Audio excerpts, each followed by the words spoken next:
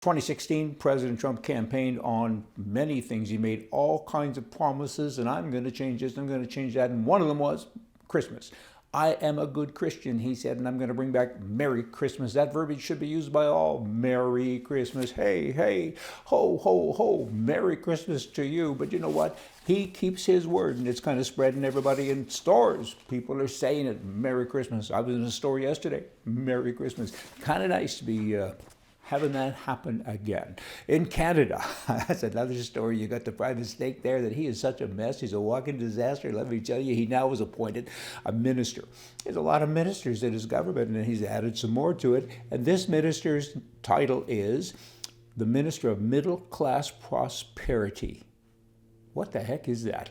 Why are you putting us in classes, firstly? I dislike that. I dislike first class, middle class, second class, low class. I mean, come on. I mean, have you no class? You shouldn't talk like that. And here's a guy that now, it's the old story again. It's kind of like it used to be with progressive conservative, those people that think they're on the right. Two names. Progressive means left, conservative means right. I mean, that's like saying virgin hooker. I mean, come on. And that's what he's doing here. Minister of Middle Class Prosperity. You're middle class, you're rich. I mean, I don't know. His job, of course, is to drive everybody down to low class, financially speaking at least, because he takes all of our money. Just another stupid thing.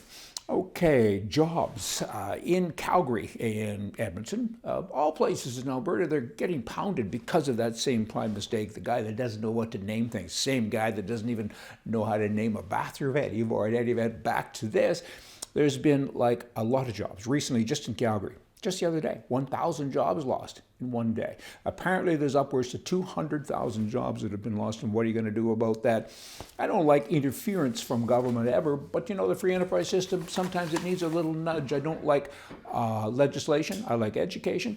Maybe do like Oregon, you Alberta government people.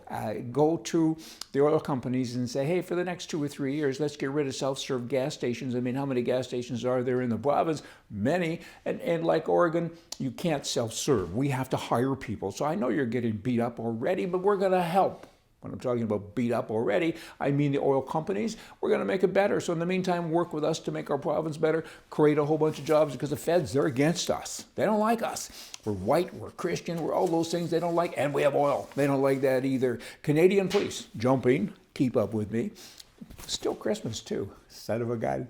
Canadian police, you know, they do not track violent criminals. There's 300,000 bad guys in Canada that are prohibited from possessing a gun. They don't track them. They don't know where they are. And these are re-offenders, probably. That's their job. That's their business. Instead, the government does track all the good guys. The good guys with a gun license, they're the ones that they're always mad at. They're the ones that they use gun control of. They don't do criminal control. Think about this. Daily background checks are done all of the time to the legal guy that has a gun. And he's constantly, again, under attack. The government just hates us, because I am one of them. I mean, it's pretty misplaced, the focus, right? And wow, how come you're doing that? What about those 300,000 bad guys? And that's their number. Probably is a lot more than 300,000. They should be tracking them. These are guys also that have been through the system, so you know that they exist. They're prohibited by law, and you don't know where they are. Canadian banks, you know what? They are huge pushers of the gay lifestyle. I don't get it. I mean, it's only 1% of the population of the country. I'm talking in Canada, of course, Canadian banks, duh. But you have pictures everywhere. You run ads everywhere. This particular ad was taken out of the National Post. It's a national magazine, or a newspaper rather.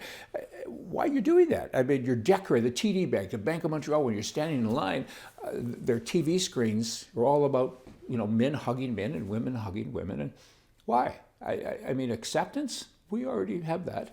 It's already legal, but you shouldn't even have men and women up there hugging and kissing each other. Why? I mean, I'm going there to bank. What is this, a sex parade or something, or a foreplay to what? I mean, it's not very nice. And I got to go on and on, but that will be another day. I'll save some of that. You can give me your comments, and I'll put together a show to talk about the banks. I mean, you're a bank? Bank. You're a baker? Bake. Hey, see ya.